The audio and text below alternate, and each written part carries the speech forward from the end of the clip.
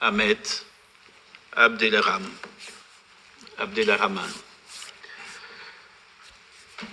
Vous avez la parole, monsieur. Voilà, okay. Merci pour la parole. Honorable member of the Belgian Parliament, it's a profound privilege to stand before you today. First of all, I would like to express my deep gratitude to the attention to Sudan, a crisis that has often been forgotten. I stand before you today not only as a director of operation at Médecins Sans Frontières, but also as a Sudanese, as a medical doctor who worked with MSF in Al-Fashir 20 years ago. Yes, the very same place is once again the epicenter of conflict in Sudan, this time only one of many. Back then, we responded to displacement, violence, malnutrition, and a declining health system. It was one of the major humanitarian crises back then. 20 years later, in a world full of crises, the whole of Sudan now stand out as the largest humanitarian catastrophe, both in scale and in depth. It has not only reproduced its past horror, it has evolved into something unprecedented. The scale of crisis, and have been repeatedly shared by other speakers, it involved 12 million displaced population since April 2023. This makes 1 out of 5 Sudanese being displaced as we speak. The UN now ranked this as the world's largest displacement crisis. Our teams across Sudan, which comprises around 180 international mobile staff and more than 1,200 Sudanese locally hired staff, and also many of Ministry of Health staff across 8 states. They deliver surgical care, maternity, nutrition and pediatric service, primary health care, vaccination campaign, and even food and water distributions. This involves 3 states in Darfur, Khartoum itself, Blue Nile states, White Nile state, and Gaddafi state. As well as in neighboring countries, we have teams responding in south of Egypt, in Chad, and South Sudan. I will now pass the floor to my colleague, Dr. Jean Paul, Emergency Medical Officer at Brussels-based Emergency Unit, who has recently have a visit, and he will be able to share from ground experience what our team are doing and some testimony also from patients our team encountered.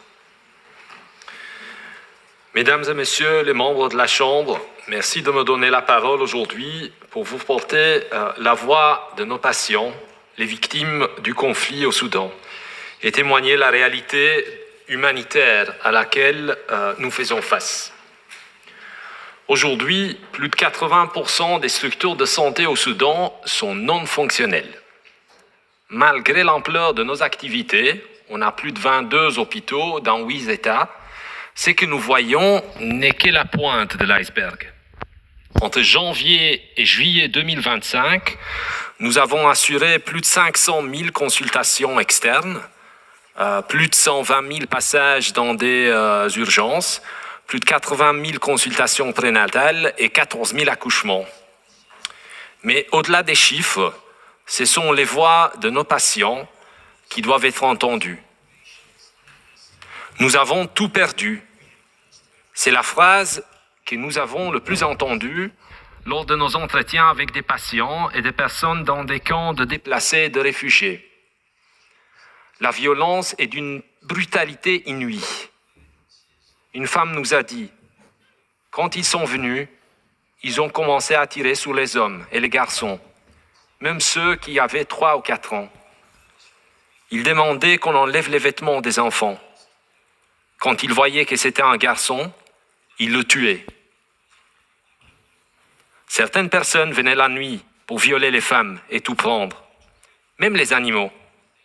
J'ai entendu des femmes se faire violer la nuit. Les hommes se cachaient dans les toilettes ou dans des pièces qu'ils pouvaient fermer, sinon ils se faisaient tuer. Les femmes ne se cachaient pas, car pour nous, c'était juste des coups et des viols. Mais les hommes, eux, ils étaient tués. La violence sexuelle est utilisée comme une arme de guerre. Une femme réfugiée à Tinée, au Tchad, nous a dit « Sous la route, un couple m'a arrêté. Ils ont essayé de m'enlever et ils m'ont violé. Je demande juste de l'aide médicale maintenant. J'avais trop peur d'aller à l'hôpital. Ma famille m'a dit « Ne dis rien à personne. Je n'ai plus mal, mais j'en fais des cauchemars. » En 2025, on a vu plus de 1800 femmes et enfants survivants de violences sexuelles. La faim est aussi une arme. Un homme nous a dit « Les conditions étaient très mauvaises.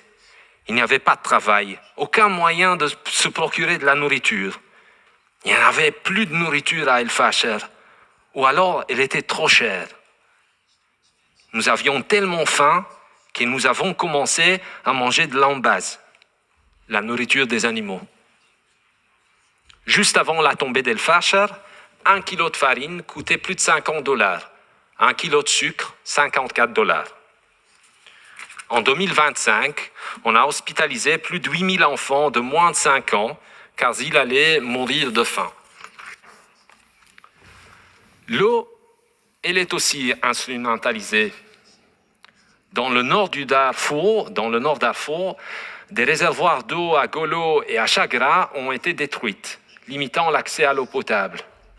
Des attaques de drones ont détruit des centrales électriques, perturbant gravement le traitement de l'eau. Par conséquent, la population n'a pas eu le choix mais de boire de l'eau contaminée du Nil, exposée au choléra et aux autres maladies. Depuis le début de l'année, il y a eu plus de 70 000 cas de choléra au Soudan. MSF en a pris en charge environ 26 000. Le choléra n'est pas la seule maladie infectieuse au Soudan. Cette année, nous avons traité plus de 5 000 cas de rougeole. Cette épidémie ne doit en aucun cas être banalisée. Elle incarne une épidémie née de l'échec des politiques, du silence et d'une solidarité mondiale en panne.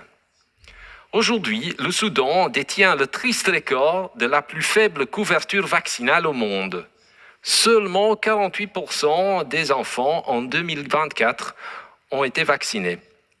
Plus de 800 000 enfants n'ont reçu aucune dose de vaccin. La guerre a fait reculer le pays de 40 ans en matière de vaccination, ramenant la couverture vaccinale à son niveau le plus bas depuis 1987. Merci. You have heard the staggering needs and the amount of services that delivered across, and our ability to deliver this aid comes with immense security and access constraints and challenges. Across Sudan, hospitals have been looted, health workers attacked, medical convoys stopped and detained. Our teams have been forced to suspend activities after airstrikes, shelling, armed intrusion into the medical facilities. Repeatedly, our staff have risked their life to maintain life-saving operation, aimed gunfire, and shifting front lines. Despite repeated call, humanitarian access remained dangerously restricted, with movement permit delayed or denied, supply blocked at checkpoints, visas for international staff delayed for months. These constraints means that millions are beyond the reach of any assistance. Today, and as many have spoke already, we are also particularly concerned about the situation following the takeover of Al Fashir by Rapid Support Forces. While we are not yet physically present in Al Fashir, we are present in Tawila, a town that is 60 kilometers away. We meet people escaping the city, arriving in a state of shock, starvation, carrying horrendous stories of violence. Since October 26, when Al Fashir fell into Rapid Support Forces after 17 months under the siege, thousands have reached Tawila, starved, injured, and deeply traumatized. However, we fear that many civilians remain trapped in a grave danger, prevented from reaching safety by Rapid Support Forces and allied forces. Those who escape tell of mass killing, ethnically motivated atrocities, sexual violence, used as a weapon of war. For a long period, and as I shared by my colleague, Dr. John Paul, MSF team have treated survival of rape and sexual violence, both inside Sudan and across the border in Chad, where women and girls arriving from Darfur describe brutal assaults during attack and displacement. These are not isolated incidents. They are widespread, systematic, and devastating in their impact.